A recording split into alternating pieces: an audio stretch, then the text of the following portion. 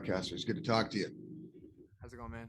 Good, man. Good. Now, both you and Sanchez coming off a loss. Sometimes some fighters tend to overreact to that, but you're both veterans of the cage. I don't expect that from either of you. But is there anything you've done to sort of change your preparation during this fight camp or no? I think just my whole lifestyle's changed. The last fight, I was always going back and forth between BC, Canada, which Yeah. was home, and Las Vegas for training camps. And I actually got possession to my house April 1st, and I fought April 9th. So I really kind of just got it all done during fight camp and flew out of an empty house. And right after that fight, I actually flew back, which was the first time I ever flew back to Vegas, and that was home. So for the last 7 months, I've been living in the same atmosphere I do my fight camps. So that's my whole lifestyle now. It's just everyday training, which it is back in BC, but it's not the same. I have world-class training partners. I've been helping guys through camps constantly through the summer, like countless guys, countless training camps. Islam Makachev, all the Dagestani team coming in at one point. Dan Ige's been through some camps, a whole bunch of teammates, Julian Arosa, just the list goes on. And I've just constantly been in the gym grinding with them, just waiting for my turn. Mads Burnell in July, who was actually fought Sanchez last, and so I've just been around and I've been in the gym day in, day out. And I think that's just kind of what's changed. It just made me a completely different fighter. I got my wrestling coach, Frank Hickman, who lives in Vegas now. So I've been able to work with him steady. And yeah, so I think all around my game's just gotten so much better now. So were you splitting training between two different gyms before? Like I'm actually out of Toronto, Ontario, Canada. So yeah, looking forward to seeing you do well. Yeah. I was just training at Revolution Martial Arts. It's kind of a smaller gym. It's where all the local fighters train up in Canada.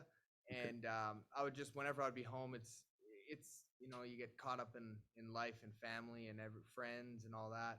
And then I would do all my camp and all the bulk work out in Vegas. But then that all switched with COVID was a big part of it because we couldn't cross borders as easily and quarantining and all that. And so I did the mandatory 2-week quarantine, I think 3 or 4 times. And I was like, you know what, that's it. I packed up my everything, got my dogs, drove over, and I think it was 26 hours to Vegas. And I was like, I'm done. We're here now. So, and yeah, now it's just full time in Vegas. Right on, buddy. Looking forward to seeing the results. Thank you, man. Pride. Hi, Pride with ASAP Sports. How are you doing? Good, man. How are you? Good. So obviously, you're coming off a loss. However, the person you're fighting is ranked above you. So are you looking at this more of a bounce back fight or just a fight to climb the rankings? Yeah, not even a bounce back fight. I think, very competitive last fight. I believe I am the better fighter between Borks and I. I lost. That was a tactical error on my part. Fact of the matter is he got the win. He's ranked high. I'm not. But I think it just shows what Bellator sees in me. First of all, giving me the Borks fight first when he was ranked, I think, 3rd at the time. Yeah. And then back-to-back fighting Emmanuel Sanchez, who's ranked 4th. I think they know I belong at the top of the division. And I compete with these guys, and I fully plan on coming through and running through Sanchez and seeing what's next. And I can't really think too far ahead of rankings and where this is going to put me, but I just plan on, getting the job done and being in the best possible position.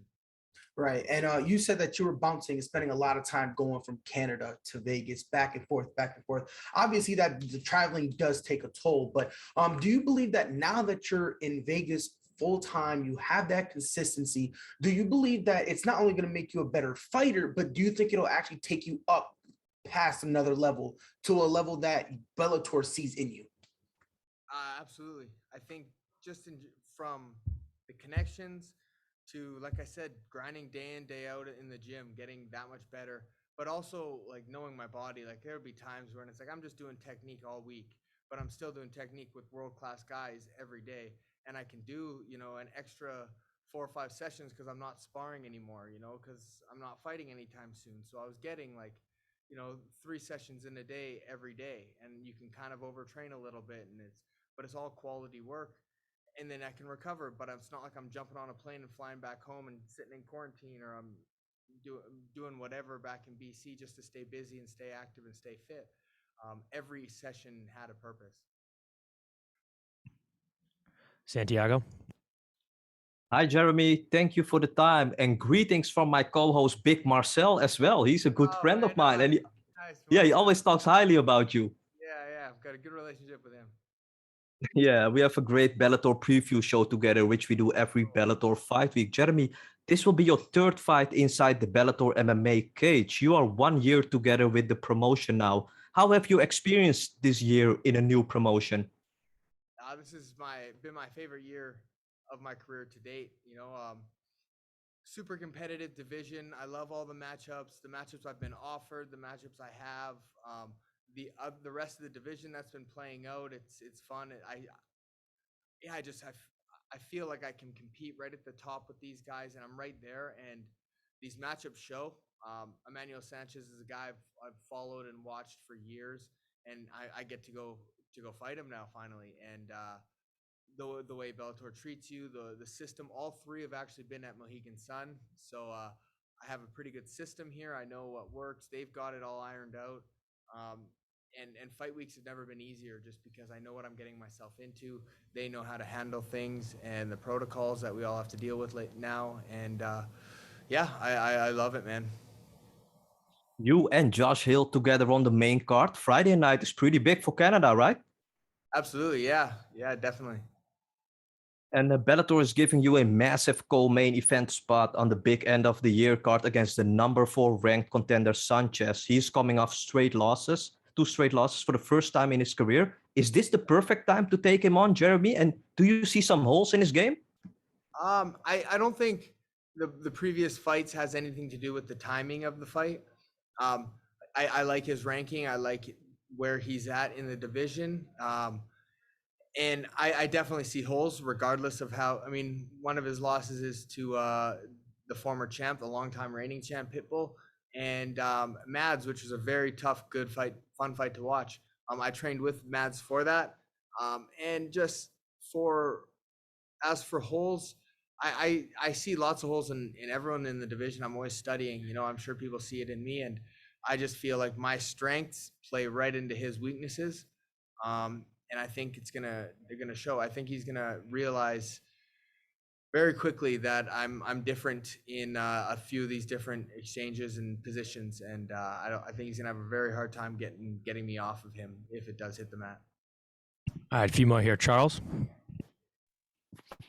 Jeremy, thank you for the time. Obviously, being from Canada, guys like George St. Pierre and Patrick Coyote, they've been fighting in front of you. How have you been able to learn and kind of emulate your skills around them?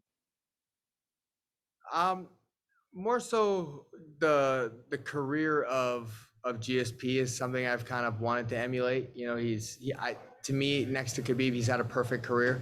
Avenged his only losses, double champion, long-time reigning champion, like just a phenomenal career. He was one of the guys who put it all together. I liked his style and in his like he never wrestled a day in his life with the collegiate wrestling and the Division ones, D1s, all that. He was out there wrestling wrestlers and MMA wrestling and mixing it up with the punches, level changes, and that's what I've really based my game off of. If you've watched my tape, I can wrestle. I'm not afraid to wrestle with anybody, and I've never put a singlet on in my life. Thank you. All right, last one here. Ronald? Hello, can you hear me? Yep, we got you. Yes, this is Ronald E. Smith. Jeremy, my question for you is, you brought up how the travel from Canada to Vegas for you, those hours that it took you to completely commit yourself to this full time. But just for yourself to elaborate on that, everything that's been going on with the pandemic, how was that mindset for you to fully decide that you're going to commit to Vegas and knowing to leave everything behind for this goal and this journey for yourself? Yeah, like the travel wasn't strenuous. It was just more so the hurdles I had to constantly get. I have a wife, a house, two dogs, everything back in Canada. And I was really rooted. My whole family, her side of the family, she's got a family business. So it was always tough, but I was always doing my camps for the last 3 years, 4 years, 2018, in Vegas. And so it was just a lot of time apart, and even if I wasn't going back and forth, long distance relationships are mentally taxing, you know, so it was always bickering and trying to figure things out, and she's taking care of the dogs and whatnot. And then once the pandemic hit, it's hard, you know, with Canada's restrictions are 10 times worse than the US, and had to quarantine every time we go through. The land border was closed, so the flights were more expensive. Everything like that was just a lot harder. And it was a decision my wife and I have been juggling for a while. But then with Canada's regulations, you know, her yoga studios got shut down anyways. So we were kind of just sitting in BC and in quarantine doing nothing. So we're like, you know what, let's finally let's take the plunge, you know, and drove my dogs because of my work visa. I was able to cross the border, packed up the dogs, rented out our house. So we still own the house, but it's rented out. Got a lease down in Vegas and just made the full commitment move, which I'd already been, you know, my career is based out of Vegas for the last 3-4 years. I've been fighting in the top divisions all for that long. But now the stress of not juggling 2 lives, essentially. I have my wife here. She loves Vegas. She's got her own life here too. After I fight, I fly back to Vegas. You know, after I go to the gym, I come back. I got my dogs on my couch. It's home now. You know, my parents come visit me, and they're retired, so they can come visit, come in and out. I have friends coming from BC to Vegas now, and I don't really need to go back there at all anymore. And it's just fully been able to just 100% focus on fight, because that's all I can do. You know, when I'm in Vegas, I don't even have I can't get a job if I wanted to, you know, busing or bartending or whatever. I don't have that legal status. So literally once every day in, day out, it's eat, sleep, diet, train, focus on the fight, network, lunch with managers, hanging out in the gym, training partners. That's it. My whole life is MMA, and that's kind of what I've always wanted. And I finally got to that stage, and 7 months later, here we are in the biggest fight of my life. All right, Jeremy, that's the last one, man. Thanks for the time. My man. Thank you. Recording